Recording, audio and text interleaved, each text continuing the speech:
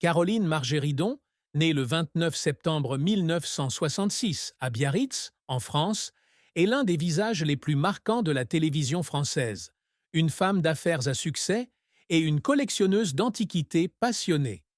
À 58 ans, en 2025, en repensant à sa vie, Caroline porte dans son cœur les joies d'une brillante réussite professionnelle et l'amour de ses deux enfants, mais ne peut pas non plus échapper à la profonde tristesse qui a laissé une marque indélébile dans son âme.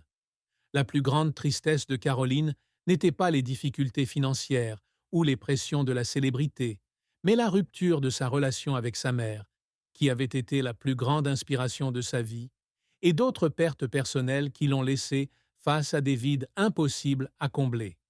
Caroline grandit dans une famille aisée de Honfleur, en Normandie, avec sa mère Évelyne Margeridon, antiquaire, et son père René Margeridon, ingénieur civil devenu journaliste. Elle est la plus jeune de trois sœurs, ses deux aînées étant Solange et Béatrice, et porte du sang vietnamien par sa mère, un héritage dont elle est fière. Mais la plus grande tristesse de sa vie vient de sa relation compliquée avec sa mère.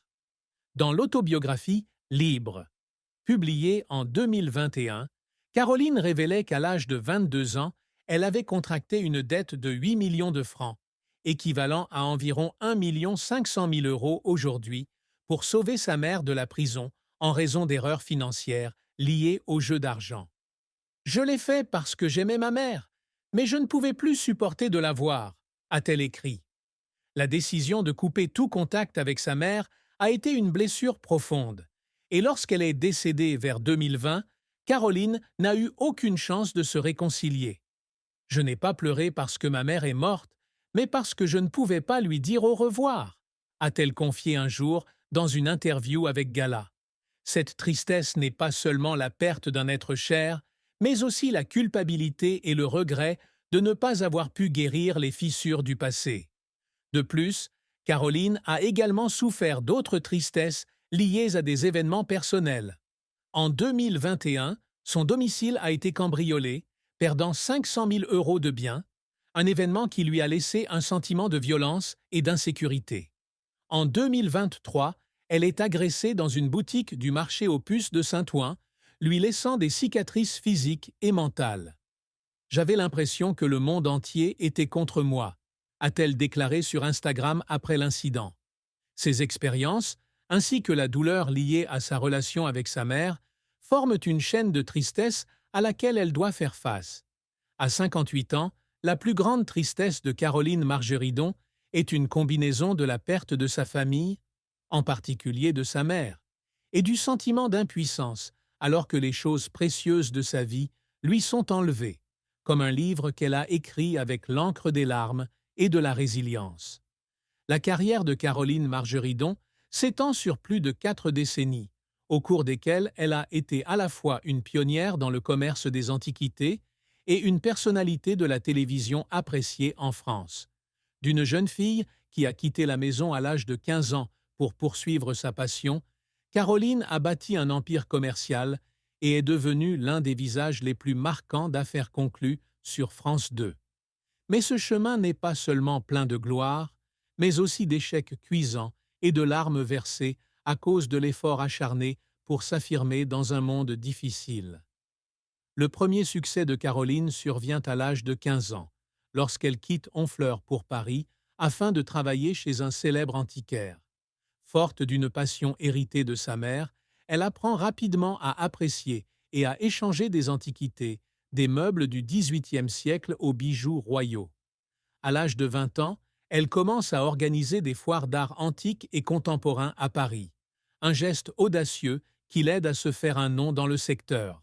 En 1993, elle fonde Alerte Sécurité Privée, une société de sécurité qui intervient auprès de grands événements comme Solidays et de magasins haut de gamme comme Le Bon Marché, marquant un tournant dans sa carrière professionnelle. En 2017, elle lance l'entreprise de voyage 1001 nuits by Caro Connexion, un projet qui met en valeur la diversité de ses talents d'entrepreneur. Mais l'apogée de sa carrière arrive en 2017, lorsqu'elle rejoint Affaires conclues, une émission de vente aux enchères sur France, 2 animés par Sophie Davant. Avec son style fort et décisif et ses vastes connaissances, Caroline est devenue l'une des acheteuses les plus en vue, établissant un record en achetant une statue de Napoléon pour 21 000 €. La popularité de l'émission l'a menée vers d'autres émissions telles que Fort Boyard, Danse avec les stars, 2024, De Vérader et The Traitors, version française saison 2, consolidant son statut de star de la télévision. Cependant, la carrière de Caroline n'a pas été sans revers. À l'âge de 22 ans, s'approprier la dette de sa mère l'a plongée dans une crise financière, la forçant à travailler jour et nuit pour rembourser la dette et reconstruire sa vie. « Je pensais que je ne m'en remettrais jamais », écrit-elle dans Libre. En 2016, elle participe à Box aux enchères sur D8, mais l'émission ne rencontre pas le succès escompté, la laissant déçue de ne pas pouvoir briller comme prévu. Lorsqu'elle rejoint Affaires conclues, elle doit également faire face à une concurrence féroce de la part de collègues tels que Julien Cohen, ce qui conduit à des conflits initiaux. Le premier jour de tournage, j'ai voulu abandonner parce que tout était trop difficile, a-t-elle admis à Non-Stop People. Les critiques du public, telles que « elle est trop voyante » ou « elle est trop chère », la blessaient profondément. Les efforts qui ont fait pleurer Caroline ne venaient pas de l'échec, mais de l'épuisement. En 2021, alors qu'elle écrivait « Libre », elle est restée éveillée de nombreuses nuits pour terminer le livre, pleurant en se remémorant des souvenirs douloureux avec sa mère. « J'écris chaque ligne avec des larmes », a-t-elle déclaré à Voici. Lors de Danse avec les stars, en 2024, elle s'est blessée au genou, mais a continué à s'entraîner. Et lorsqu'elle a terminé sa première danse, elle a fondu en larmes sur scène, à la fois de douleur et de fierté. En 2023, après l'attentat de Saint-Ouen, elle revient à la boutique quelques jours plus tard, travaillant sans relâche pour prouver qu'elle n'est pas vaincue, même si son cœur est brisé. La carrière de Caroline Margeridon est une saga de triomphes et de larmes, où chaque étape est marquée par la persévérance et une passion intense. Caroline Margeridon ne voulait pas seulement devenir une antiquaire à succès ou une personnalité de la télévision.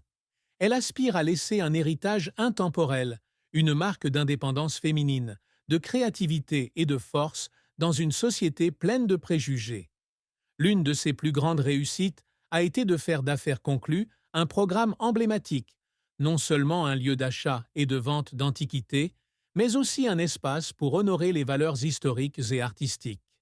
Depuis son arrivée en 2017, elle a contribué aux meilleures audiences de l'émission avec plus de 2 millions de téléspectateurs par jour, ce qui en fait un élément à part entière de la culture télévisuelle française. Je veux que les gens voient que les antiquités ne sont pas seulement des objets, mais des histoires du temps, a-t-elle déclaré un jour dans une interview à Sud-Ouest. Pour y parvenir, Caroline apprend et innove en permanence. Elle a investi dans l'agrandissement de la boutique des puces de Biron à Saint-Ouen depuis 2018, la transformant en une destination pour les amateurs d'art de toute l'Europe. Elle utilise également les réseaux sociaux, avec plus de 200 000 abonnés sur Instagram d'ici 2025, pour partager ses connaissances en matière d'antiquité et se connecter avec un public plus jeune. Cette réussite s'est concrétisée lorsqu'elle a été invitée à participer à des spectacles internationaux tels que The Véraders et The Traitors, faisant connaître son nom au-delà des frontières françaises. Elle rêve qu'un jour, Affaires conclues soit diffusée mondialement, faisant connaître la culture française au monde. De plus, Caroline essaie toujours d'inspirer les femmes et la jeune génération. Mère célibataire de 2 enfants, Alexandre et Victoire, elle souhaite prouver que les femmes peuvent réussir dans leur carrière et avoir des familles heureuses. « Je veux que les filles voient que rien n'est impossible », a-t-elle déclaré sur le podcast Femmes Actuelles en 2023. Elle développe également un projet de studio de télévision et de musique à Levallois avec ses enfants, espérant créer un espace pour les jeunes artistes et youtubeurs comme Thibaut InShape, qu'elle a rencontré sur Les Traîtres. À 58 ans, elle rêve toujours d'écrire un autre livre ou de produire sa propre émission pour préserver son histoire de persévérance et de passion pour la postérité. Ses réalisations ne se mesurent pas seulement à l'argent ou à la renommée, mais à l'impact profond qu'elle a laissé sur le public et l'industrie de l'art. Tinj Yeu va hon Nhankwa, Caroline Margaridon Lamo Chuangjai Kam Suk Tronkwok Joiko, Tun Hangangai Yeu Manch Liet Jen Nhang Noi Buon Sau Kin Mako It Kikiasi. Caroline Tunket Hon Voi Gerald Mose, Motai Jua Ngwa Noi Tieng Ngoi Fab, Vao Nhang Nam Mot Chin Chin Muoi. Hogap Nhao Tai Mot Sukien O Paris, Noi Caroline Tochuk Mot Hoi Chojokova, Gerald Tam Duvois, Tukash Kash Moa. Kwok Hon Han Nai Mang Lai Hai Ngoi Kon.